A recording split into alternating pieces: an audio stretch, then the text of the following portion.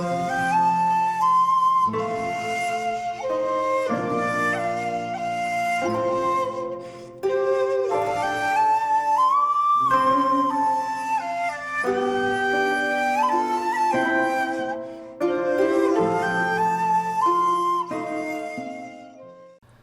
there, this is Solitude Ronan from Solitude Ronan Films, and welcome to an updated collection video. Seeing this is a new year, and the fact that I don't really do haul videos anymore, I thought I would just kind of do updated collection videos of certain labels, and maybe one day I'll do an A to Z. So today's video is the Premium Collection, which is a UK based label, available in HMV and FOP. They're generally all American films, generally all kind of mainstream studio films, but some forgotten studio films, some little horror films, science fiction, early gangster films and such. So it's a bit of a smorgasbord of film genres, even though they're all English language. It's a series which is numbered, but I don't see myself getting all of them, because there's certain films that I would just never buy, even though looking at this pile I do actually seem to have quite a few. All perfectly justifiable, and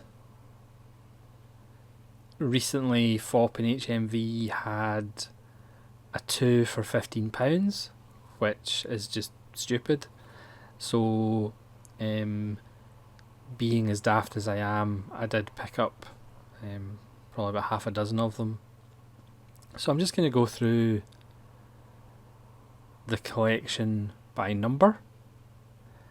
I'll maybe just point out which films are maybe worth investing in if you don't know already, and just a kind of brief. I mean, the extras on these are a complete mixed bag. Some of them have like bare bones, just a trailer. Some of them have commentaries, some of them have little kind of studio based documentaries, but the extras are not extensive on these, but some of them are just worth having. Well, apart from anything else, it's pretty much the only way you can actually get them on Blu-ray. But I'll just briefly kind of give you an overview as I go through, and hopefully you'll stay awake till the end. So, number 1 in the series from 1954 is Them, one of the best little nuclear power creating mutations. In this case, is obviously giant ants. The first half of the film is really quite atmospheric, as people have died and they're not quite sure how, even though they've been torn apart. But there seems to be formic acid round the place. It's a really fun little creature feature from the 50s, and you can't have enough of them. Number 3 is the Omega Man. I should maybe say that number 2 is Forbidden Planet, which I have on a wonderful Blu-ray release elsewhere, so I don't have number 2. This is number 3, the Omega Man, from 1971, one of Charlton Heston's best bleak late 60s, early 70s films. And then number 4 from 1973 is Soylent Green, the even better bleak Charlton Heston futuristic film about when we run out of food. It's Edward G. Robinson's last film performance, and how he goes out is quite moving. I'd highly recommend Soylent Green. I do have a Soylent Corporation t-shirt. It's fantastic. Number 5 from 1976 is All the President's Men. Very much like Spotlight from recent years. It's a very well put together, kind of well acted film, but it's not necessarily a film that you would watch that regularly, but it is a very well made film, a very good film, and when you do watch it, it's very enjoyable, but it's not a film that you would necessarily go back to very often. Well, that's just me. Number 6 from 1976 is the wonderful Logan's Run. This has fully restored Naughty Bits in it, which as a child when you saw it on television, obviously you didn't actually realise there were Naughty Bits in it, but the Naughty Bits are fully restored in this Blu-ray release. Next on the list is number 7, which is The Shining by Stanley Kubrick. This one does have a commentary with a film historian and the Steadicam inventor / operator, and it has the world famous Vivian Kubrick documentary of the making of The Shining, where you can see Kubrick shouting at Shelley Duvall to turn the handle of the door properly. Number 8 is Diner, Barry Levinson's wonderful debut set in the 50s in Baltimore. Number 9 is The Little Shop of Horrors, which I don't have, the original one, and I'm not sure I will have. But number 10 from 1990 is Gremlins 2, the new batch, which I kind of prefer to the first Gremlins. Only recently is there a Region B Gremlins 1 and 2 Blu-ray release. For a long while this was the only Region B release. Even I think there might have been a German one, I'm not sure. Number 13 from 1981 is John Boorman's excellent Excalibur, with an awesome commentary by John Boorman. I would highly recommend checking that out. Number 14 from 1986 is The Mission, great turns by De Niro and Irons. Maybe a little long. Next on the list from 1983 is The Hunger. This is spine number 16. Tony Scott's best film. From 1970, this is spine number 17. This is Performance. Again, this made it onto my list of alphabet of favourite films beginning with the letter P, strangely enough. Again, it's a film that's messy, some of it I don't like, but there's just something about it that's quite special. This is number 18 from 1960. The Time Machine. Yes, it's aged, but it's still enjoyable. Number 19 from 1981. The Wonderful Outland, High Noon in Space with Sean Connery. And now, because I originally had this on a German Blu-ray, but now on Blu-ray you can actually see the sets, you can see where the money went. It's just such a great film. And this one's got a commentary by director Peter Hyams, which was well worth listening to too. Number 21 from 1997 is Gattaca, which I've still to rewatch. Number 22 from 1997 is Mike Newell's wonderful Donnie Brasco, with a toned down performance by Al Pacino and one of Johnny Depp's best performances. And this is the extended cut of 147 minutes. Number 26 from 1989, Brian De Palma's Casualties of War, which unfortunately got on eBay and it doesn't have a wee cardboard sleeve. Oh no! Number 28 from 1972, which I've still to watch, is Robert Redford in Jeremiah Johnson. Number 34 from 1949, James Cagney in White Heat, which is awesome. Number 35 from 1931 is The Public Enemy with James Cagney. Number 36, also from 1931, is Little Caesar with Edward G. Robinson, which is fantastic. Edward G. Robinson is just like, he's like a snarling little pit bull throughout the whole film. He actually reminds me of Bob Hoskins' Harold Shand from The Long Good Friday, but even more rabid. Next is number 37 from 1967, John Boorman's incredible avant-garde How on Earth Did They Get Away With It, Point Blank, which has a commentary by John Boorman, which I recommend. Number 38 from 1974 is a film I saw years ago, but I need to rewatch it. The Yakuza with Robert Mitchum.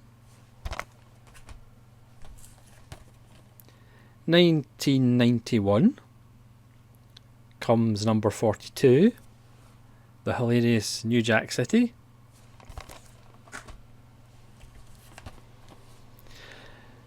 Number 44 from 1953, which includes the 3D version, Vincent Price in The House of Wax, a seminal Vincent Price number.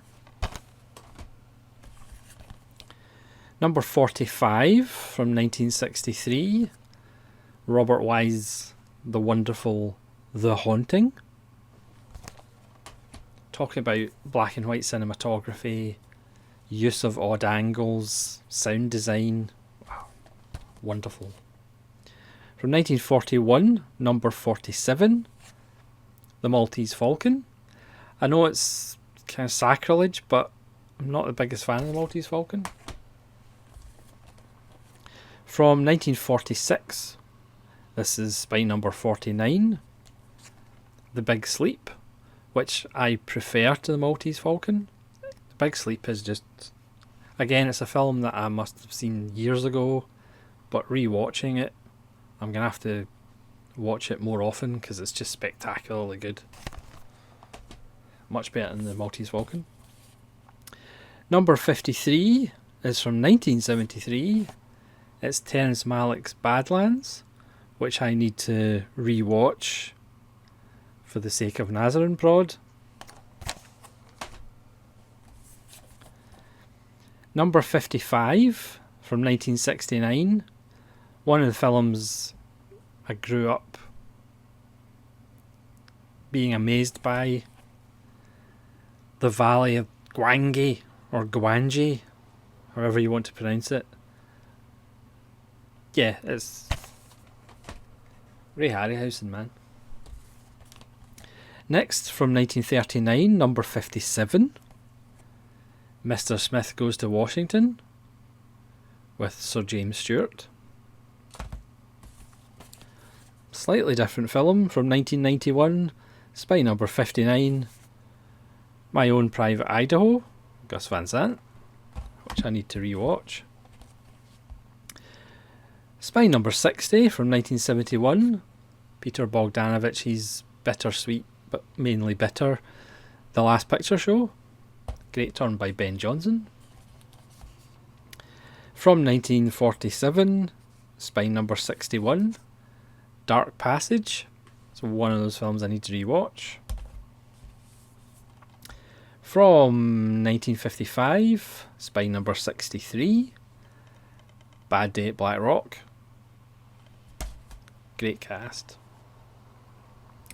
From 1956, Spy number 66, one of the few Hitchcocks I have, The Wrong Man. Obviously I got this because of Henry Fonda.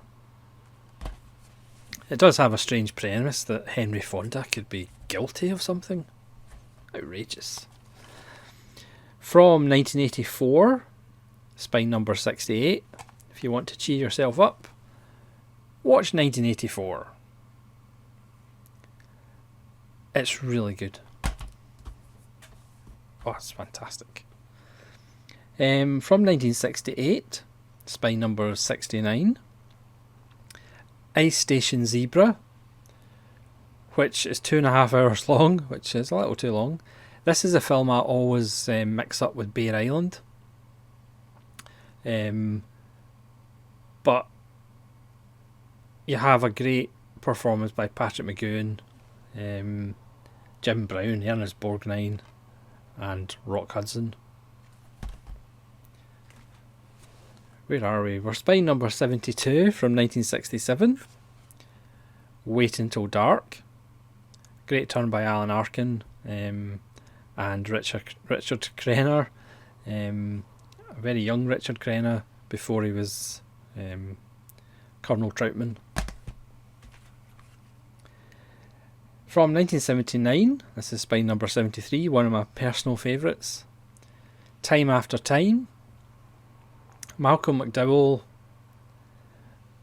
as H.G. Wells, David Warner as Jack the Ripper, but in 70s San Francisco. It's such a great little...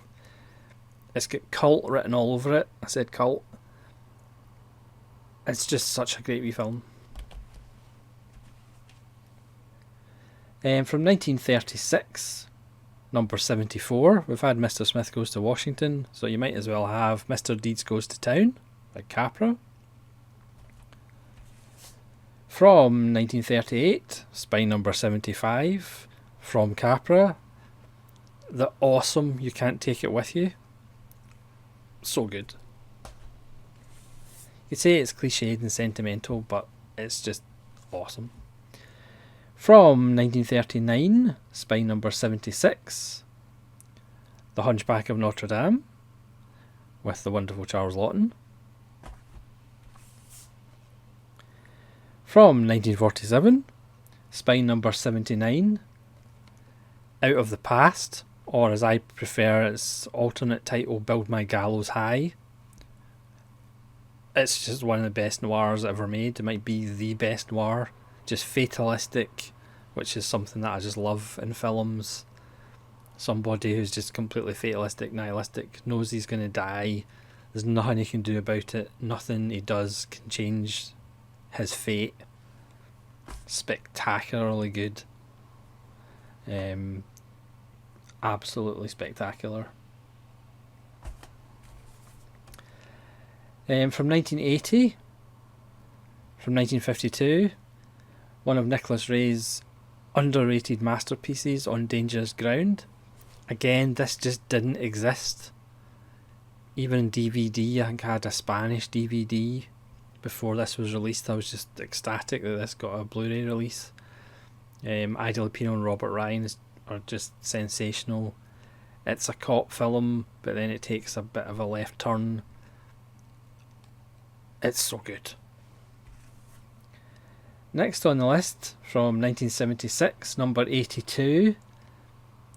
Is it safe? Marathon Man. 1948 brings us Spine Number 85. Key Largo, more bogey fun. Edward G. Robinson. From 1984, this is Spine Number 87. 2010, The Year We Make Contact. Again, directed by Peter Hyams. It's a decent little film. It's obviously you can't compete with 2001, but it does pretty much as good a job as you could expect. From 1987, one of my personal favourite little Holcomb films, Spine Number 94, The Hidden. I did have on a Warner Brothers archive, but this is a very nice Region B edition. Complete Holcomb, complete nonsense, but a perfect example of 80s trashy fun. Cops and science fiction, fantastic. From 1975, Spine number 95, Night Moves. Again, I need to rewatch that one. And from 1973, Spine number 96, I've never actually seen this, Scarecrow with Gene Hackman and Al Pacino. From 1978, Spine number 97, Big Wednesday, which I still haven't watched. Common theme. From 1964, Spine number 98, John Frankenheimer's brilliant 7 Days in May. Again, for years this wasn't available. Even DVDs were quite hard to come by. Wasn't available in Blu-ray. And then Premium released it, and I think the Warner Bros. Archive have released it. I mean, I always prefer this to The Manchurian Candidate. I always prefer Seconds and 7 Days in May to The Manchurian Candidate, but they're still a fantastic trio of films. Kirk Douglas and the wonderful Burt Lancaster. 1951 brings us Spine number 99, The Thing from Another World, or Watch Out for the Vegetables. Again, wasn't available in Region B Blu-ray. I did have it in Warner Brothers Archive before Premium released it.